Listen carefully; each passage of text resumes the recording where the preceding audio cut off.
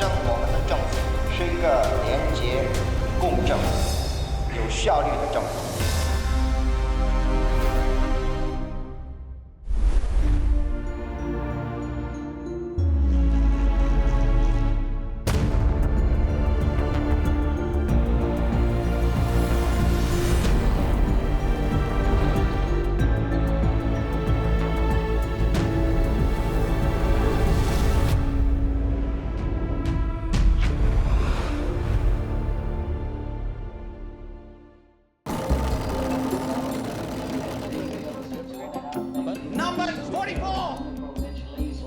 无论在哪个年代，购买彩票是不少小市民心中的希望。很多人或许不知道，新加坡博彩公司的成立是为了打击非法赌博。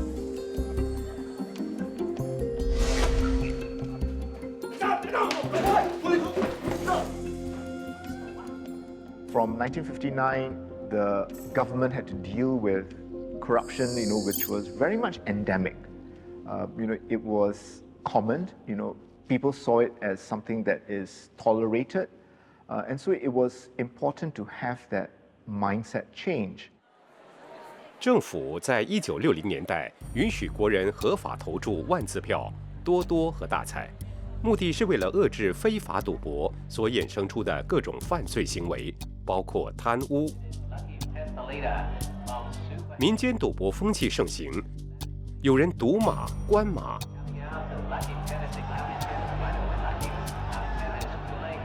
也有人排队购买彩票。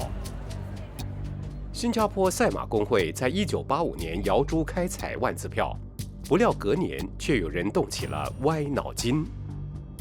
在1986年，科技还不是很普遍的年代，就有不法之徒利用遥控技术左右万字票开奖号码，大发横财。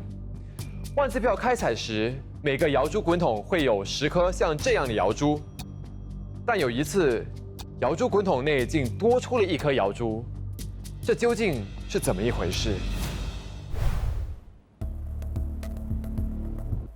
承包商蓝福成的工作相当特殊，他每个星期会为马会保养万字票开采的滚筒和摇珠。哎，姐夫，在夫啊。哎，你在做什么？我在打蜡哦。哎，这个什么来的？不要乱动哦，这是开采万字票的摇珠。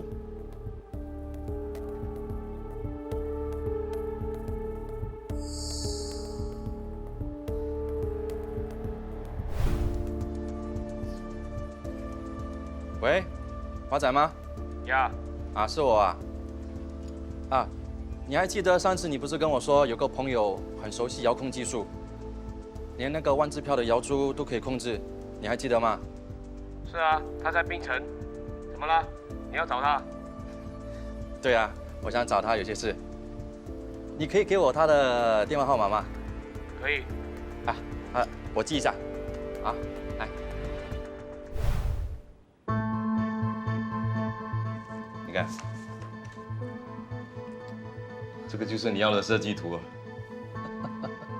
有了这个，我们很快就发财了。真的啊。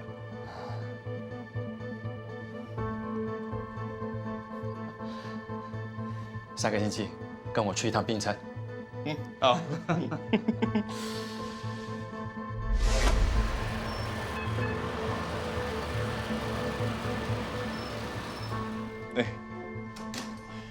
哎，给你介绍一下子，这个是嘉青，这个是伟强。你好。到了槟城，他们找到邱家清和助手杨伟强，共谋大计。好，这就是蓝图。我们将接收器装在滚筒里，焊接的部分就由他来，他是最拿手的。这个接收器还有滚筒的尺寸，你们做得到吗？没问题。然后我会制作4套配件，我会用遥控来控制它们。很好。好像可以哦。首先，它必须制造一个这个有所谓磁性的摇珠，这个摇珠里面装有一块磁铁，它会吸住这个磁铁。这个接收器里面必须要有这个天线，它才能够呢接收到那个讯号嘛。那它怎么样运作呢？它里面有4粒电池，1、2、3、4。这个接收器呢就焊接在那个滚筒里面，在每一个接收器，它也连接一个我们叫做机动性的盒子，就是说，一旦它启动的时候，这个盒子会自动的打开，这个盒子的盖呢，就把附近的那些摇珠推开，那里面的那个假摇珠呢，就掉落下来，就占据了那个出口的地方，掉落在那个开采的托盘上。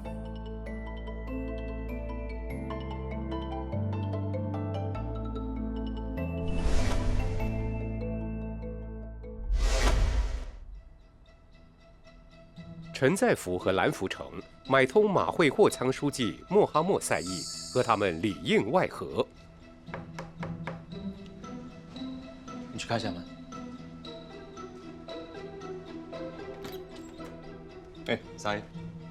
赛义在万字票开采的前2天，从马会运出4个摇珠滚筒，让邱家清进行改装。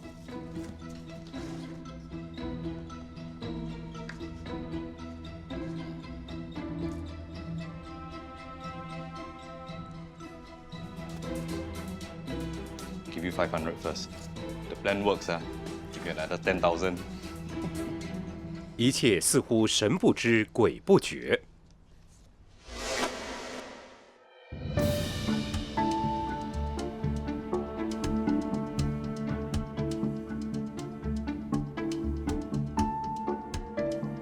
开采前，陈再福向马会和补机下了重注。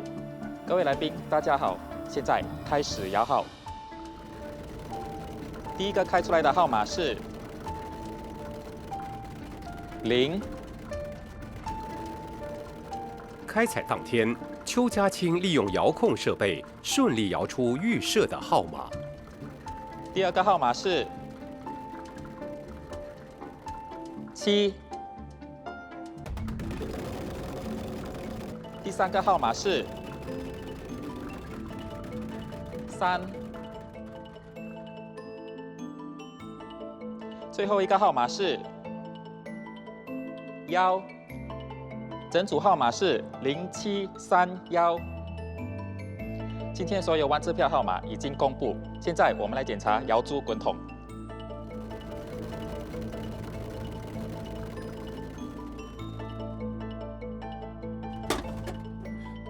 怎么这样？不容易出来，不容易。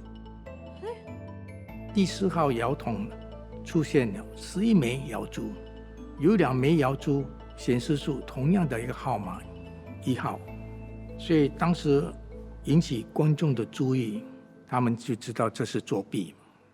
因为这个磁性的摇珠不能够稳定的吸住，所以掉落到那个托盘上。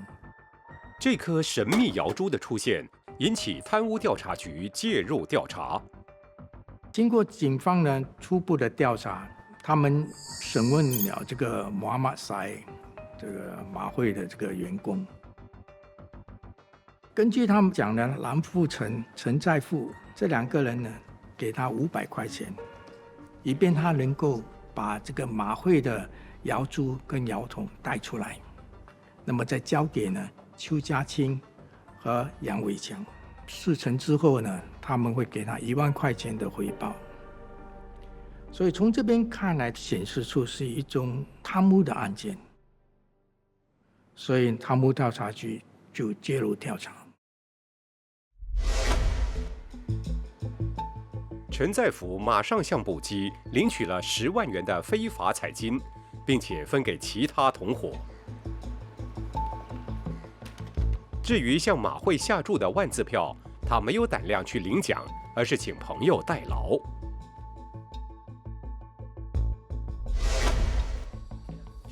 邱家清和杨伟强早已逃回槟城。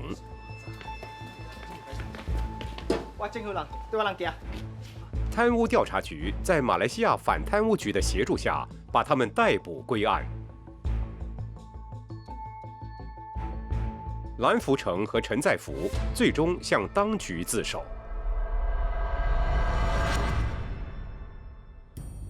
89岁的庄玉成是退休法庭记者，当年他也采访了这起法庭案件。爽的地方就是因为当时都没有这种新科技没有这种概念那人家是想都没有想到的做到了，而且成功了嘛。这个案件没有请律师打很久嘛，虽然很快就结束了吧。法官就想说哇，你这是一个天才，很可惜天才用在错误的地方。当时在遥控，人家都没有想到有这么新的科技的观念，连这观念都没有，这个你已经做到了。4名被告串谋欺骗马会的罪名成立，陈在福、蓝福成和邱家清被判入狱10个月，杨伟强坐牢6个月，而马会书记赛义坐牢4个月。虽然开出的号码被人动过手脚，但马会愿意承认开采的结果，赔足彩金。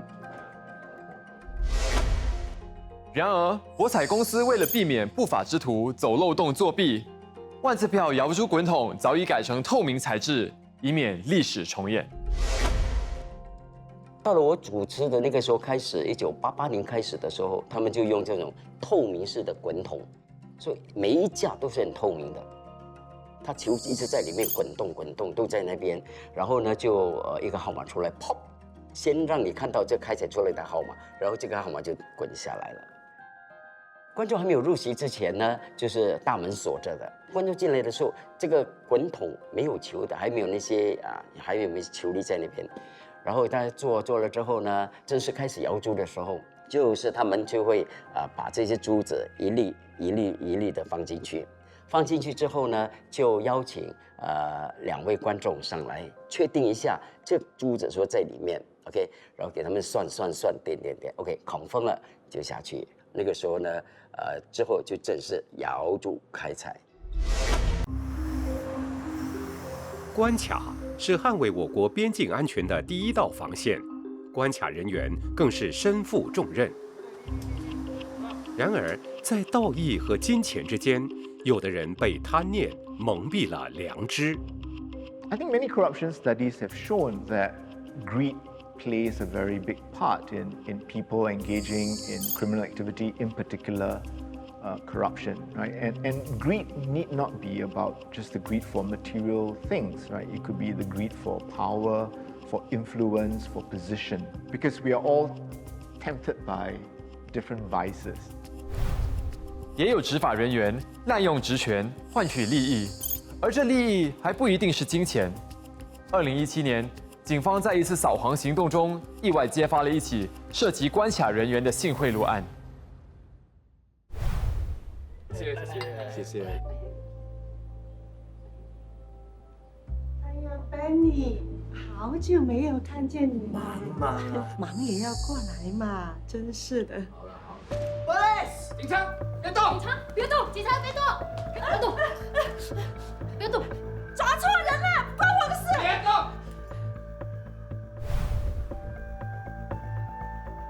朱诗荣来自中国，在一次扫黄行动中被警方逮捕，并发现他和一名关卡人员有联系。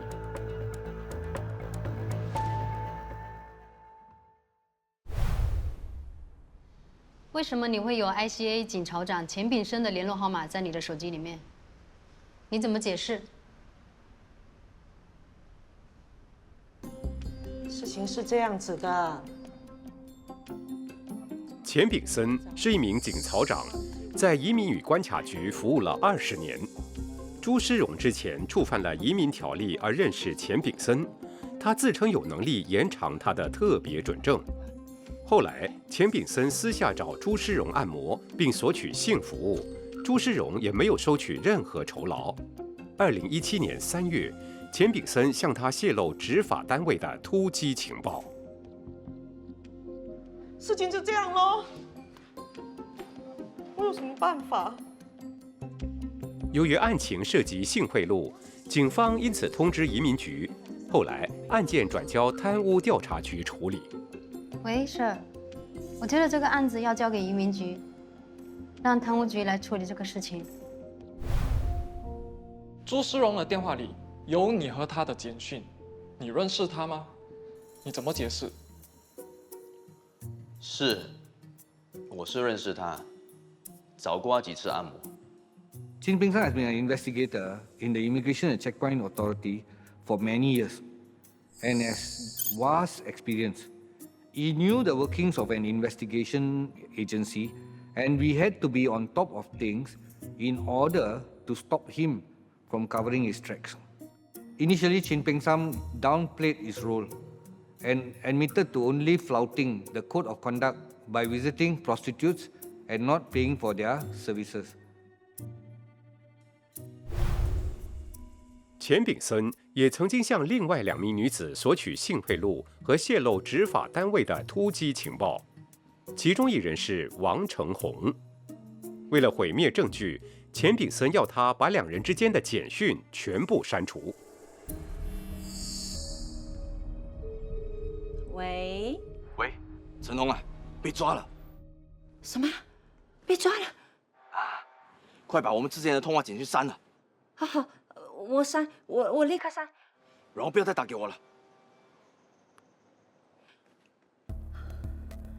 虽然相关的简讯已被删除，但是步入2000年以后，科技显然进步了很多，在破案方面帮上了忙。后来，法政组利用科技找回钱炳森和王成红之间已删除的简讯，证据确凿，钱炳森才不得不认罪。你还有什么话要说？ It is through the skillful interview techniques used by our own investigators that eventually revealed that Chin Peng San had deleted these incriminating messages. So in order to uncover deleted messages, we had to rely on specialized digital forensic tools. That this is only made possible for law enforcement and also through the training that we have trained our own forensic examiners. It is a close work between the two units that eventually cracked this case. Chin Peng San eventually cooperated with the investigation, which he knew he could no longer withhold the truth. We often do not realize, that desire for people to find shortcuts, for people to obtain a favor, could lead to people engaging in activities which they shouldn't, right? So using the position that they have, a certain power, a certain trust that they have by virtue of their office, for them to, to use that, for their own personal benefit. 有句老话说“色字头上一把刀”，但在贪污探员眼里，无论是财或色，暴露的都是人性的弱点。This is not our first case involving female subjects, and this won't be the last. In normal gratification, people always say is money is involved. But at the end of the day, why is money involved? It's human weakness. So whether it's sexual gratification or monetary gratification, it is still the weakness of the human. 经过做这么多年的这样的案子啊，我觉得贪真的是一个人性的弱点啊，就是为了一个贪哈。他们说色字头上一把刀嘛，贪其实也是跟色字一样头上一把刀哈。如果一时不能忍受这个引诱哦，真的是会一时造成千古恨，整个事业也是毁掉了。在坚固的法治下，也需要以自身的毅力来抵挡诱惑。I think, when you're dealing with the vices of human nature, we need a multi-pronged approach, right? So we need to cultivate, personal integrity. And I think, we try to do that through our education system. 身为关卡人员的钱炳森，最后在接受性贿赂、妨碍司法公正和触犯官方机密法令等33项罪名下，被判入狱3年。